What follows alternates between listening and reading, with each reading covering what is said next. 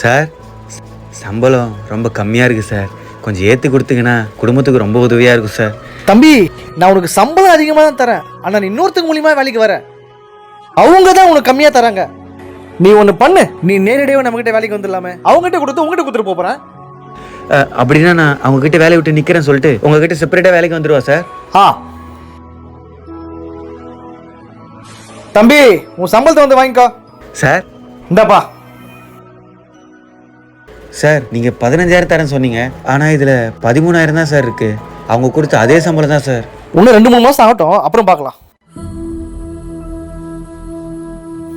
தம்பி, நீ டெய்லி காலையில் எத்தனை மணிக்கு வேலைக்கு வந்துட்டு இருக்க? 9 மணிக்கு சார். இனிமே காலையில் 8 மணிக்கெலாம் வேலைக்கு வரப்பாரு.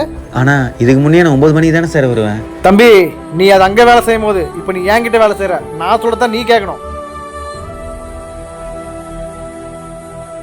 ஏம்பா, என்ன 6 மணிக்கெலாம் கிளம்பிட்டேன்? ஒரு 8 மணிக்கு இருந்து வேலை செஞ்சுட்டு போ. காசு மட்டும் அதிகமாக கேட்கறானுங்க, வேலையை செய்ய மாட்டானுங்க. பழகி போச்சு சார். எங்களுக்கு அப்படியே ஏமாந்து பழகி போச்சு. அவங்க மூலயமா வந்து அவங்க சம்பளம் கம்மியாக கொடுக்குறாங்கன்னா நான் நேரடியாக வேலைக்கு வந்தேன்.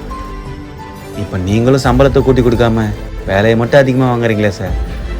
இதுக்கு மேலே நாங்கள் எந்த நம்பிக்கையில் யாரை நம்பி சார் வேலைக்கு போகிறது? உங்களால் எவ்வளோ ஏமாற்ற முடியுமோ ஏமாற்றுங்க சார். எங்களுக்கு ஏமாந்து பழகி போச்சு.